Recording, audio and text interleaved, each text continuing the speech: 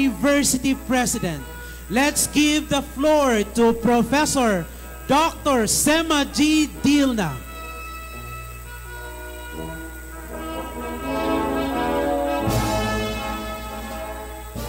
And our guest of honor, the luminary, Honorable Mohagir M. Iqbal, the Minister of the Ministry of Basic, Higher, and Technical Education.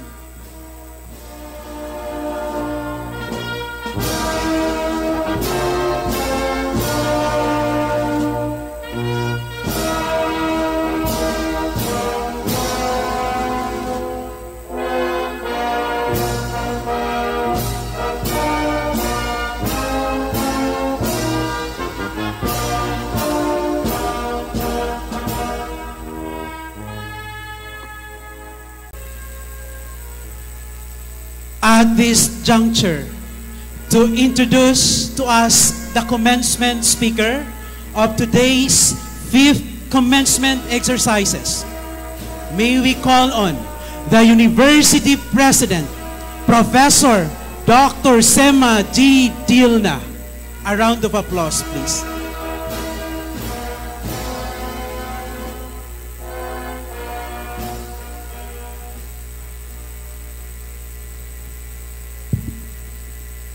Thank you very much. Ahead of the introduction of the guest speaker, allow me to greet each and every one, the distinguished guests, the key officers, members of the Board of Regents, special moments for your academic milestone in life. I would like also to extend my thanks and gratitude to your faculty members who have helped you in your experiences and challenges and to reach this very significant moment for you. I therefore believe and notice that excitement and tenses are within you today, as it is an opposite of you are in Israel and Iran because of joy and happiness. Congratulations to all of you. Let me introduce our distinguished guest of honor and speaker of today's commencement exercises of the Cotabato State University Graduate School. Our guest of honor and speaker today graduated his secondary education at Cotabato High School in 1965 at Cotabato High School, now Cotabato State University. He has also obtained his Bachelor of Science, major in Political Science, minor in History at Manuel L. Quezon University in Manila in the year of the Lord 1969. He has also received his degree of Master Struggle for Self-Determination, and with his eligibility, a sub-professional and a general clerical eligibility by the Civil Service Commission. He is a consistent academic scholar, a Commission on National Integration or CNI, and a Mindanao State for Peace Building in Mindanao, given by Ateneo de Davao University on April 6, 2019. He is also a recipient of Gawad Akap of Rotary Peace Awards, Parangal Kapayapaan, given at the Philippine International Convention Center or PICC by Rotary District 3830 Rotary International on February 27, 2019. most inspiring teachers of the Republic of the Philippines, conferred by a prestigious institution in 2021, a professor and honorarium Vitasta Ambassador Distinction Honors Causa, awarded by the University of Henry Durant, Republic of Ivory Coast, subsidiary of UHD, Geneva, Switzerland, in 2022.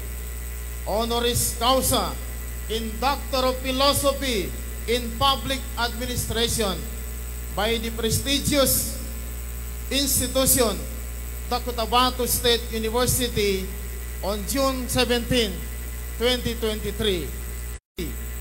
Chair of the Bangsamoro Transition Commission that crafted the first Bangsamoro Basic Law, or BOL, in 2013 to 2016. Member of the board of the second iteration of the Bang, Minister of the Basic, Higher and Technical Education of the Bangsamoro Autonomous Region in Muslim Mindanao. Worked with the international community and peace-building organizations, especially those part of the peace process architecture. Chaired significant bodies such as the Consultative Committee of the UN World Bank Facility for Advisory Support for Transition Capacities, or FAST Track. Co-chairs the Education Pathways to Peace in Mindanao Steering Committee, together with representatives from the Government of the Philippines Department of Education and the Department of Foreign Affairs and Trade at the Australian government. He is also a Board of Regents member of the Mindanao State University. He is forever young at heart, as he was born on February 14, 1974, or 1947, I mean. Please help me welcome my minister, your minister, our minister, Honorable Muhagir Iqbal, PhD, Honoris Causa. Thank you very much.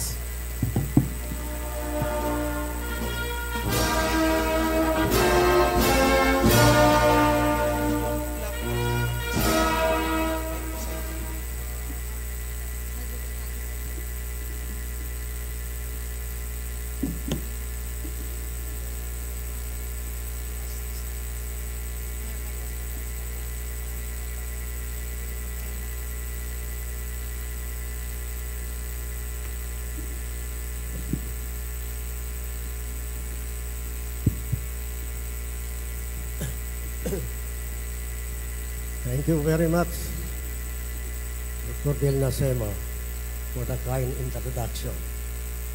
Actually, I am honored. At the same time, I'm humbled by the introduction. Maraming salamat, Dr. Delna.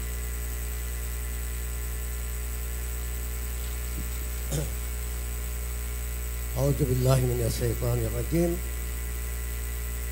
Bismillahirrahmanirrahim. Alhamdulillahi Rabbil Alamin. Salatu wassalamu ala the Vice President for Research and Extension, Dr. Teng Ali. Dr. Abdul Samad Shaikh, Dean of the Graduate School, and other CSU officials, administrators, teaching and non-teaching personnel, Engineer Aida Silungan was once the Minister of the Ministry of Science and Technology. Friends, loved ones, parents, and graduates, again, Assalamualaikum warahmatullahi wabarakatuh, and magandang umaga po sa ating lahat.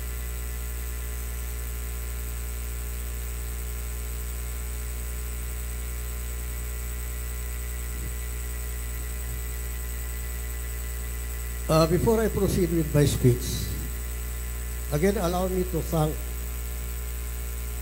President Sema Delna and the CSU community for always inviting me as your constant speaker. Actually, this is my second to be here. This day is a celebration of not only of your academic success, but of your collective journey. One mark of your faith, hard work, determination, and commitment to excellence. This milestone is not just a personal victory on your part. It is a gift to your families, your communities, and the Bangsamoro in general. Your theme, CSU Lights,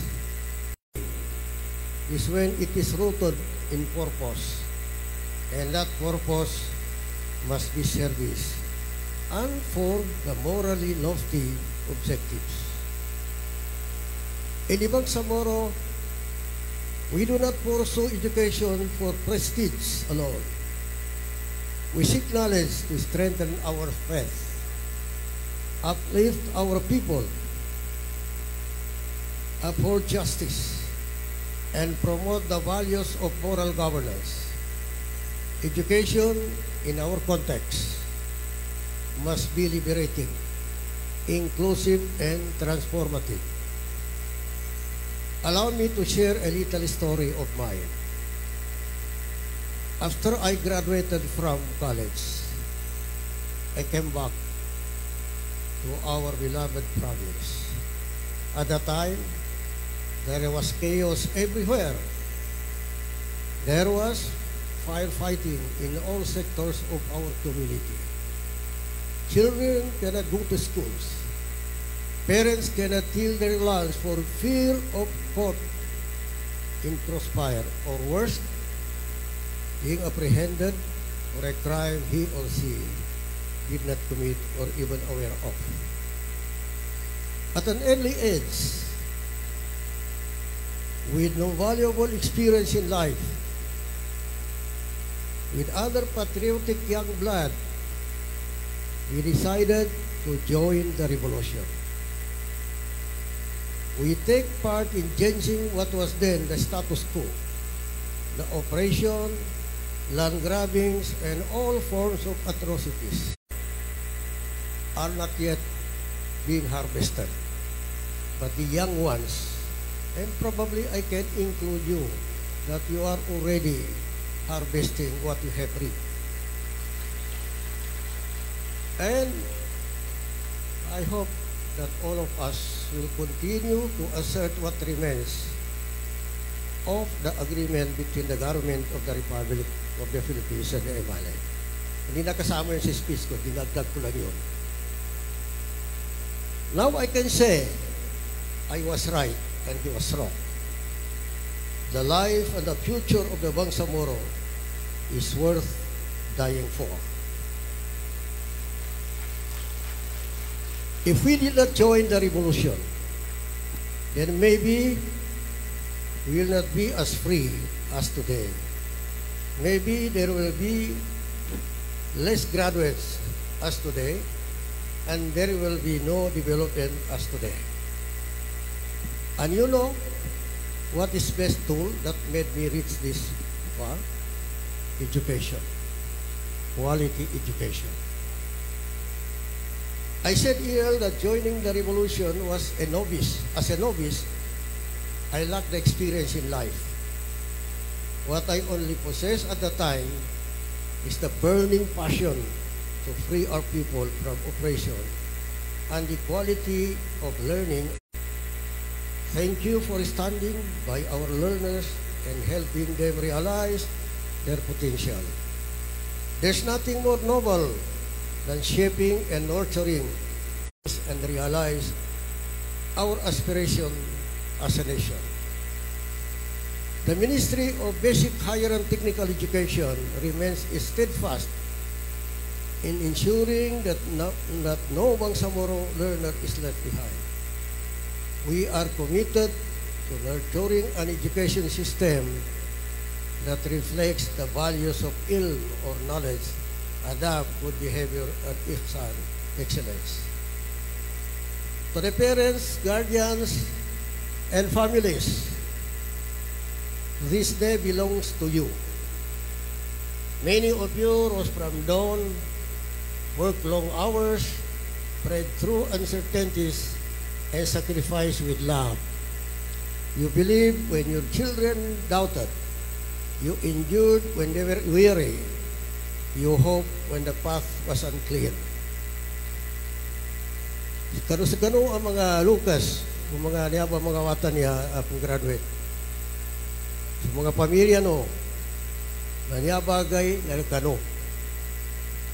Ngini sa babin, yan sa bab, na at nang tumagaan mapita na pagdadam ka no, paggalibog ka sa napupus ikaw gati ng mga oras, jambayang ka no, na di nung katawan, itaman ang manggula sa uliano unto ba, taman sa pinsakripisya no, minindara sayang ka no, at nang tumangutang ka no, at nang papasaro sa kalabo no, asal makapangagi may mga watan niya. Inunta na ang ininta sa Allah Ta'ala, mas karuban niya mga graduates na nagservisyo ano so ano puso. Huwag ka na sila di numaapa siya ba?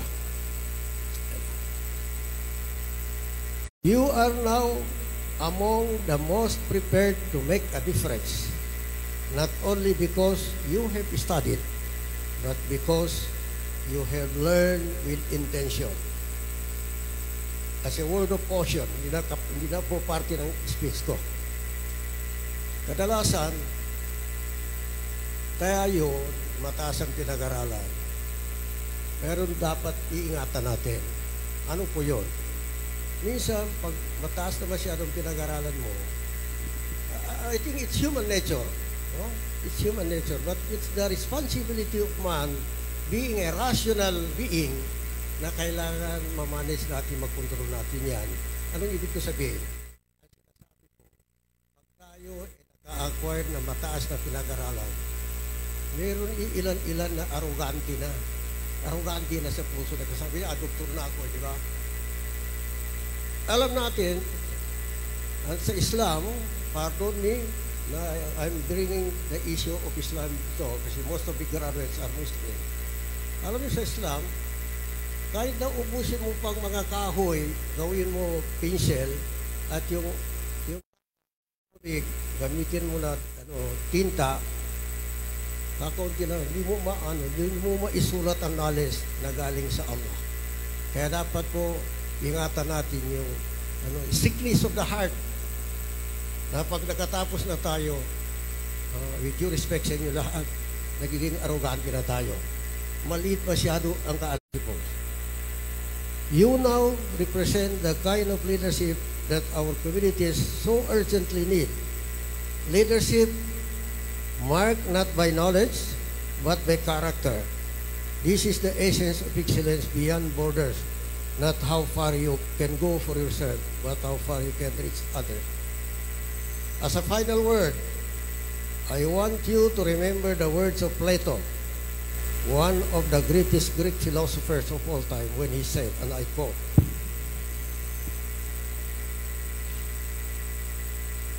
"They prize good men for indifference to public affairs is to be ruled by evil men," unquote. As a young professional, kayo ay dapat mapagmasid. Thank you to the officials and faculty of Cotabato State University for giving me this opportunity to address our graduates. I hope you will find my words of wisdom helpful to you as us to that very remarkable part of Bangsamoro journey and for inspiring us with those words of wisdom. At this juncture, we will award this plaque of recognition to Honorable Muhagir Imikbal, the Minister of the Ministry of Basic, Higher and Technical Education, BARM, in grateful recognition and commendation for imparting his valuable insights and inspirational message as guest of honor and speaker during the Cotabato State University Graduate School 5th commencement exercises with the theme, CSU Lights, Excellence Beyond Borders, Transforming the Future for Lifelong Learning. Given this 28th day of June 2025 at Cotabato State University, Cotabato City, Philippines, signed Professor Sema G. Dilna, EDD, University President. Assisting the awarding of plaque of recognition by the Vice President, Dr. Teng Alim, and the Dean of the Graduate School, Dr. Abdul Samad.